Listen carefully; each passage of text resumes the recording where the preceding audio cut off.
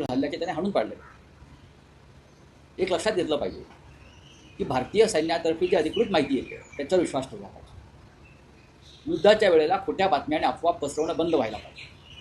त्याच्यामुळे सैन्याचं मनोबल खाली जाईल असं कृत्य आपल्याकडून होऊ नये. आमचं सैन्य हे लाहोर, कराची, इस्लामाबादला धडक मारायला समर्थ आहे. त्या तयारीत ते नक्की असणार. पण आम्ही आत्ताच आमच्या सैन्याची सिक्रेट्स मीडियाच्या माध्यमातून जाहीर करणं, आमची विमानं उडत आहेत, आमची विमानं आत्ता तयार आहेत, अमुक अमुक विमान INS विक्रांत करून आता उडायला, ही माहिती आम्ही शत्रूला का देतो आहे वार्तांकन करताना, हे टाळायला पाहिजे. हा संयम युद्धाच्या वेळेला जनतेनं आणि मीडियानं पाळावा अशी आमची अपेक्षा सगळ्यांचीच आहे. आणि काल आम्ही सर्वपक्षीय बैठकीमध्ये हा महत्त्वाचा मुद्दा चर्चेला आला.